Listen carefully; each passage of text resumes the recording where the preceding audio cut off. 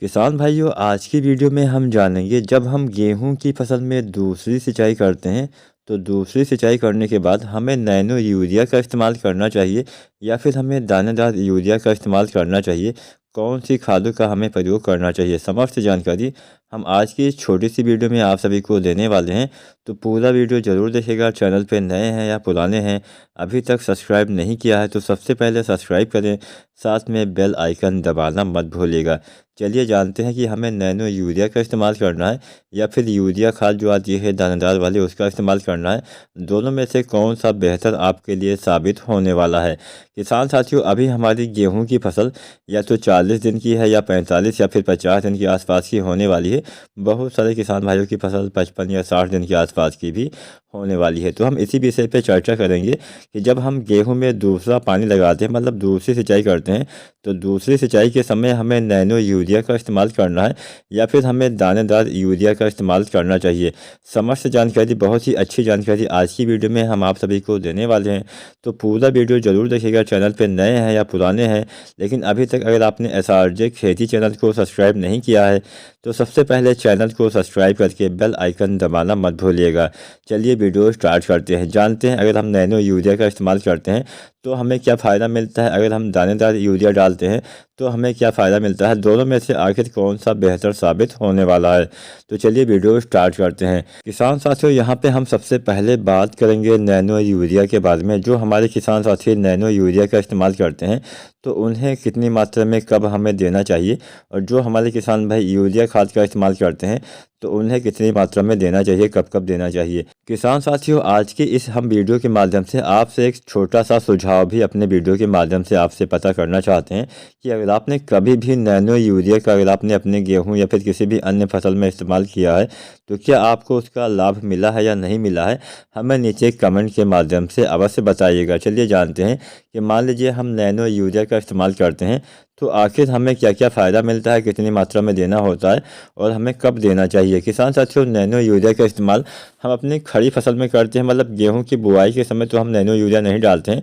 बाकी पहले पानी के बाद जो हम दानेदार यूरिया डालते हैं, दूसरे पानी के बाद जो हम दानेदार यूरिया डालते हैं, तो उसकी जगह पे आप चाहें तो इफ़को की जो नैनो यूरिया आती है इसका इस्तेमाल किसान साथी कर सकते हैं। इसका हम खड़ी फसल पर छिड़काव करते हैं।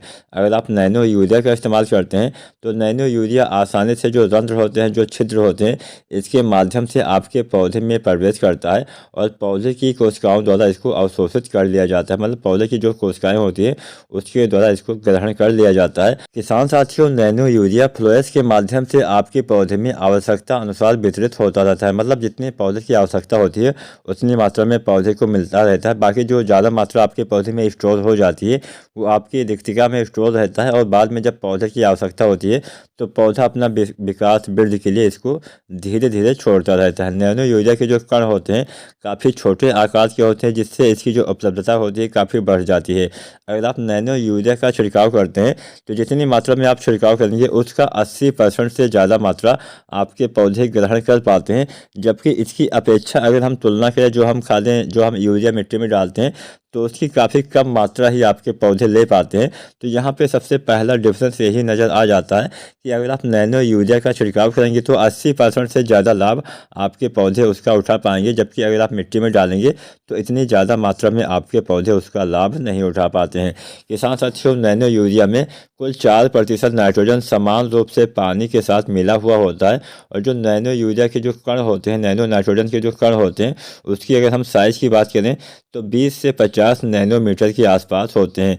ये आपकी फसलों में नाइट्रोजन की उपलब्धता को पूरा करता है। आपके पौधे में जो प्रकाश संश्लेषण होता है इसमें मदद करता है। आपके पौधे में जड़ों के विकास में हेल्प करता है, कल्ले के विकास में हेल्प करता है। आपके पौधे की जो ग्रोथ होती है उसको भी किसान साथियों ये बढ़ाता है। इसके साथ साथ आपके पौधे में नाइट्रोजन के अलावा जो अन्य पोषक तत्व होते हैं उसके अवशोषण को भी बढ़ा देता है।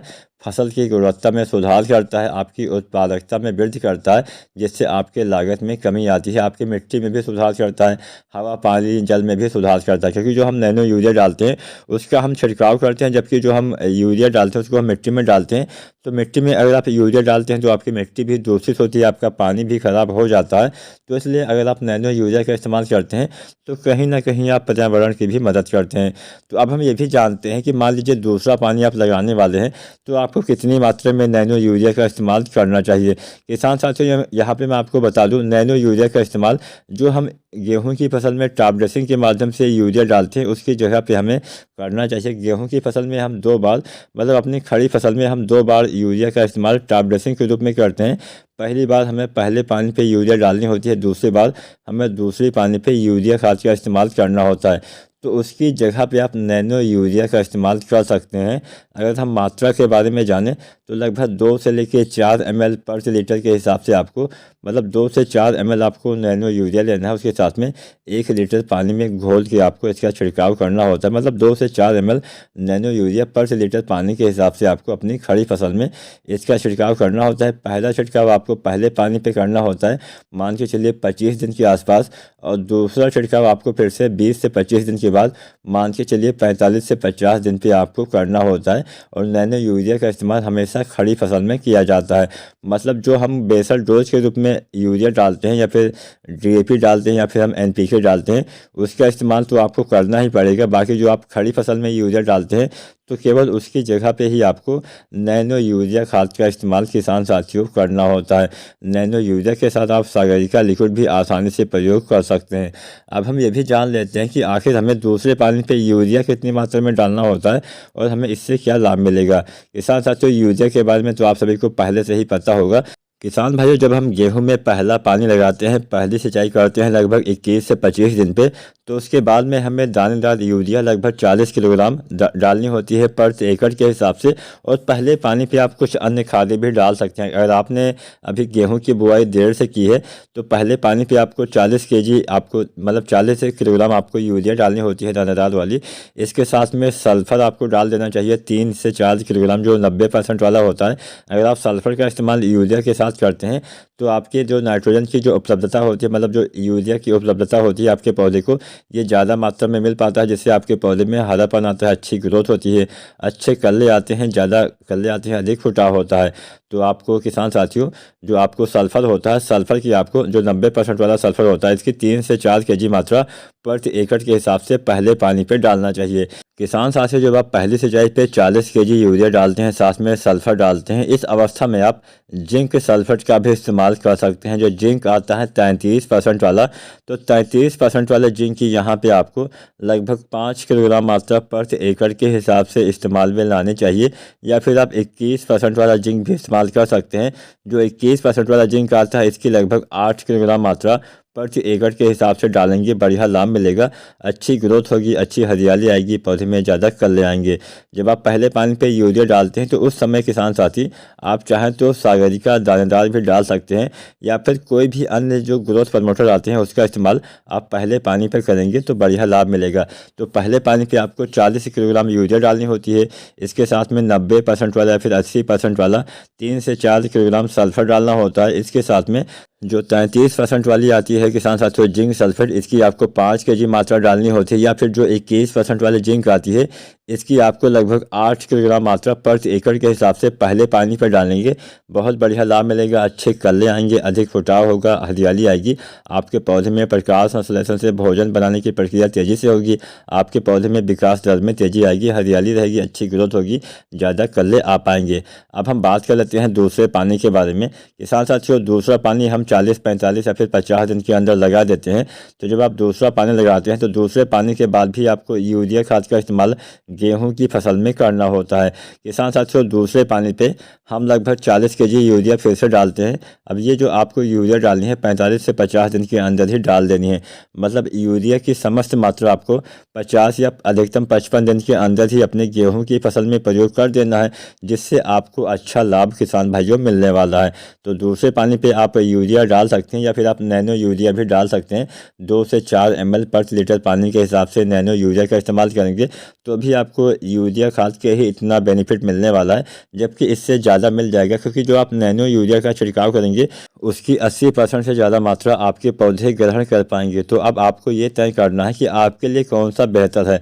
अगर आपको लगता है कि आपको यूरिया अच्छे से काम करती है तो आप दानेदार यूरिया डाल सकते हैं। अगर आपको लगता है नैनो यूरिया बेहतर काम करती है तो आप नैनो यूरिया का इस्तेमाल कर सकते हैं। जो हमारे किसान भाई अभी तक नैनो यूरिया डाल चुके हैं तो प्लीज़ हमें नीचे कमेंट के माध्यम से बताएं कि क्या नैनो यूरिया सही ढंग से काम करती है या नहीं करती है। बहुत सारे किसान भाइयों को इसके बारे में ज़्यादा जानकारी नहीं है, तो अगर आप अपना राय देते हैं, अपने सुझाव देते हैं, तो अन्य किसान भाइयों की भी हेल्प हो जाएगी। तो दूसरे पानी पे यूरिया 40 kg डालिएगा और साथ में आपको जो पोटास होता है उसका भी प्रयोग करना चाहिए। पोटास भी आपको अपने गेहूं की संपूर्ण फसल अवधि में, मतलब गेहूं की बुआई से लेकर गेहूं की कटाई तक लगभग 40 से 45 kg डालना होता है। जो MOP पोटास आता है 60% वाला, तो पहली बार आपको बुआई के समय लगभग 25 kg, या फिर पहले पानी पे, मान लीजिए बुआई के समय आप ना डाल पाए हो तो पहले पानी पे पोटास आपको डाल देना चाहिए लगभग 25 किलोग्राम।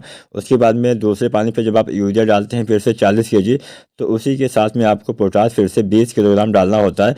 45 से 50 या फिर अधिकतम 55 दिन के अंदर आपको यूरिया पोटास डाल देना है। बस यहाँ पे सावधानी आपको केवल इतना बरतना है कि जब भी आप यूरिया के साथ में पोटास खाद का इस्तेमाल करें, मतलब MOP पोटास डालें 60% वाला, तो बहुत जल्दी आपको मिलाने के बाद, मतलब जब भी आप मिलाएं तो बहुत जल्द ही इस्तेमाल कर देना है।